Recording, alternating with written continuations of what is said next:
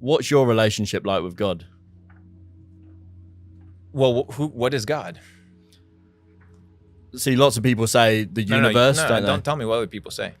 What do I think God is? Yeah. Well, personally, I don't believe it. I believe in self-agency, so I make things happen in my life. So I don't believe there's a higher power. So who created the reality that gives you the ability to conceptualize this thought? 1, 2, plan for the future. 3, live in this reality. 4, make your heart pump beat. 4, give you consciousness. 5, give you a father that loves you. 6, gives you emotions towards your father. 7, gives father emotions towards you. 8, you guys share DNA. 9, you guys probably share a bond that you can't really explain through science. How do you explain those things? I mean, I would say that's a lot of positive things, but how would you explain all the negatives like cancer, kids dying of terrible diseases? There's lots of bad things in the world as well. So if God made all those positive things, then he must have made the negative things. So why would he have done that? You're under the assumption that the negative things are bad. The negative things are just the negative things. When you understand that there's positive and negative at an energetic level, you no longer see things for what they are. When you observe things from a higher position, you understand that everything that's happening in this reality is merely an expression of what? It's merely an expression of the human condition, because the human condition is manifested in reality. So you see wars, you see turmoil, you see all these things happening. It's not pointing at God. It's pointing at our deficiency and our need for God. But God made us, so why would he make us with deficiencies? Why would he allow us to be on a yacht here and kids dying in Africa? That doesn't make sense to me. It doesn't make sense. And that's the beauty about reality, is that it doesn't have to make sense. It just has to be. And you have to surrender to the fact that you may not understand everything. And if an entity that is so powerful is supposed to be conceptualized and completely understood within the matter that resides inside of our head, then it wouldn't be really worth worshiping, would it? What is God to you? Can you describe what it is? God to me is, in a simple form, a higher power that has created reality. Not just this reality that we perceive, but reality in and of itself, existence. So subconscious, conscious, spirit, 3-dimensional realm, 2-dimensional realm, 4-dimensional realm. You can go to multi-dimensions. The creator outside of the universe. So we live inside of a matrix. Matrix comes from the word matriz. Matriz is the word to be born out of the womb. That's what it translates to. So the matrix is basically a birthed concept. So just like I could give you, we could take this watch right now, toss it on the table, break all the individual pieces together. I could shuffle it as many times as I wanted, but unless there was intelligent design, that watch wouldn't come together. Why does something have to create our reality? Because obviously, if we're saying God created our reality, who created God? You know, it keeps going and going and going. There needs to be an end point. Well, no, that's under the assumption that God abides within natural law. So if God abides outside of time, space, and matter, in the beginning, time, God created heaven, space, and the earth, matter. So in order to create time, space, and matter, you need to be outside of time, space, and matter. He created time, space, and matter. You're just bound to it. That's why you don't comprehend it. How would you describe your religion? I don't have a religion. I am a person that's seeking for truth. I am deeply desperate to know what the fuck is happening. What made you want to seek truth? Like, was there a defining moment that made you this way? Because I feel like everybody has sort of a moment where they think fuck and they go on to strive for success, or it changes them as a person in their earlier years. Was there a defining moment for you that made you the unique character that you are? I think psychedelics definitely play a big impact towards resetting your mental frameworks and how you perceive reality. How do you know that how you perceive reality is true? How do you know that how you perceive reality isn't through the filters of lies? You don't. So what you need to do is you need to consistently renew your mind. You need to reset your mind all the time. So it's not a process of, I just switched into a state of enlightenment. No, it's every day you need to be consistently diligent to not fall into the lies. And it's a day by day endeavor, because all we have is the right now. So I need to change my attitude and be who I'm supposed to be right now, right here. Not yesterday. Who gives a fuck about yesterday, not tomorrow? But surely, like, as a 9-year-old kid, you wouldn't have thought in that way. You was just living life. And lots of people don't think in the way that you're thinking now. So how did you get from there to here? It's a process. Like I said, it's a process of pursuing truth. Most people pursue falsehood. Most people pursue lies. Most people don't live authentically. When your goal isn't to make money, when your goal isn't to impress people, when your goal isn't to achieve anything except the full development of yourself and the pursuit of truth, then your priorities are different. My priorities have always been to not be a slave to the things that other people have told me make me successful. Let me give you an example. Money. People find their security in money. We were talking about this before. Why the fuck would you find your security in an item, first, that is imaginary, 2, that is simply a tool of measurement, and 3, that is owned by somebody else? Why? And do you mean security by security in confidence? any means? Security. How about freedom, for example? I mean, look at the Pope. Does the Pope need money in order for him to have freedom? No, he's got status, and he's obviously got he the has position himself. that he has. He has himself. So what you have to do to achieve freedom is to become a person that is free.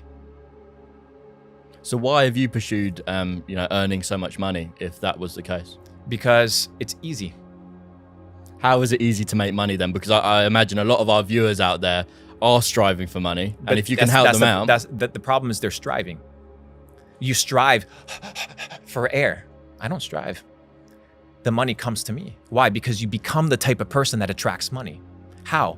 Position yourself in the right rooms, read the right books, think the right thoughts, develop the right frameworks. I think we find ourselves in a situation with truth where people don't like it.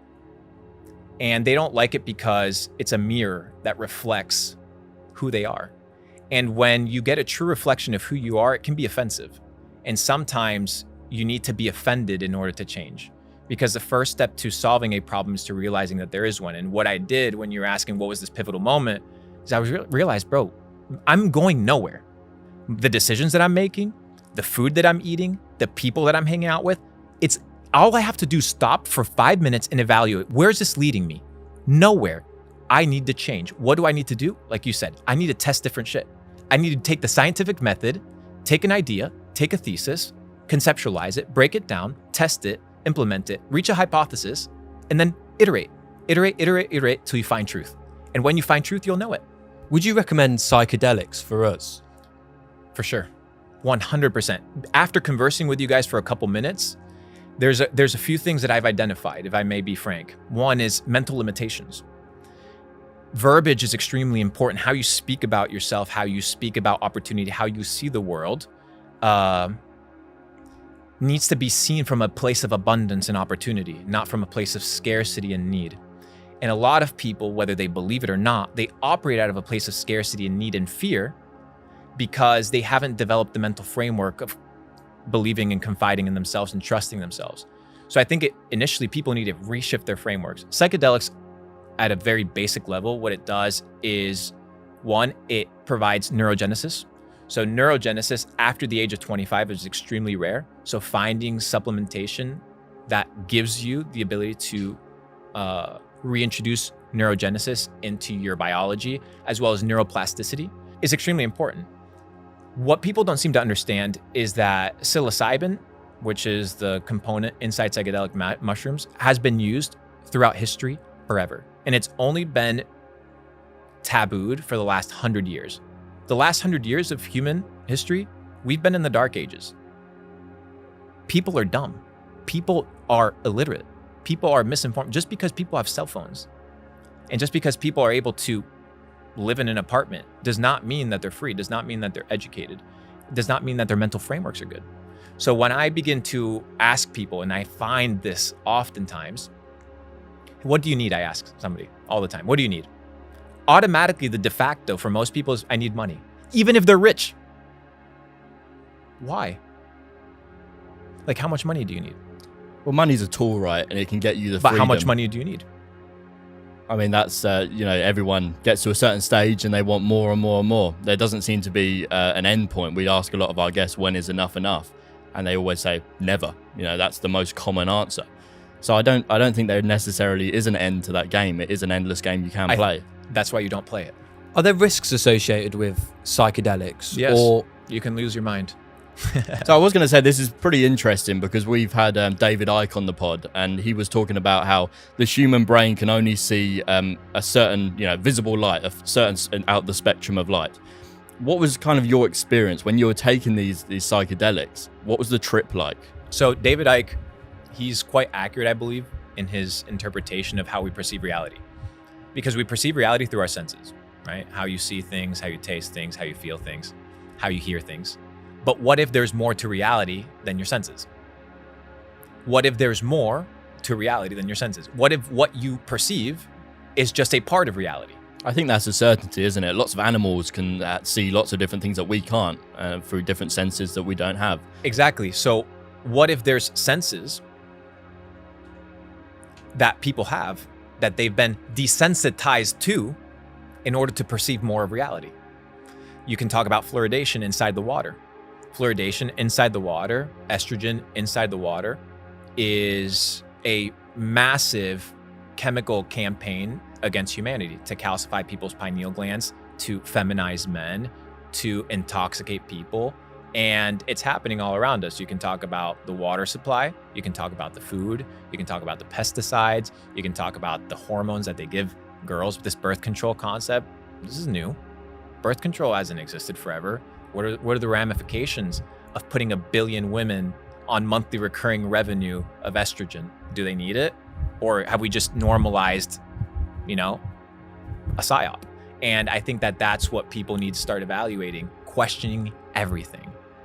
And back to what we were talking about, the old generation, they didn't question anything because they had nothing to compare it to. Today, we have things to compare it to.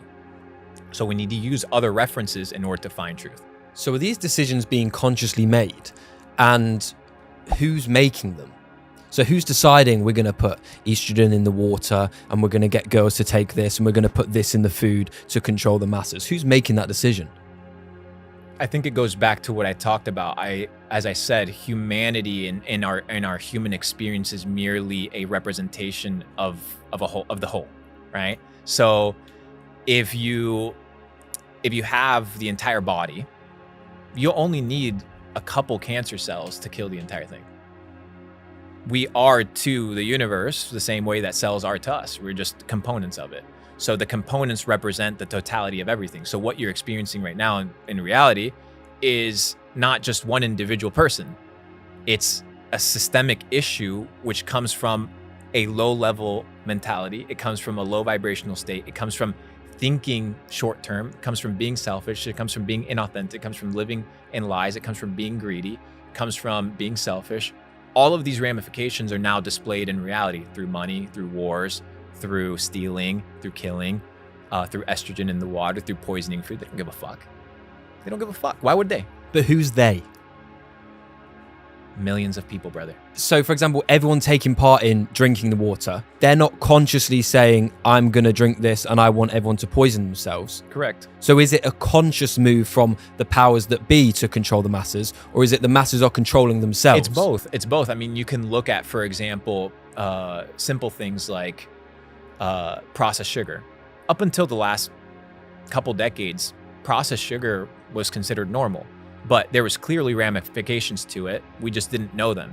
So I think people also go through a phase of ignorance, and we are in a stage now of getting rid of ignorance. That is truth, right? So to get rid of chaos, you need to introduce order. You need to introduce orderly thought. And that's what you see the powers that be. It's not so much, oh, let's poison this, let's attack this. It's let's cause chaos, because in chaos, you can't solve problems. And in chaos, you can just assume control, because everybody's kind of scrambling.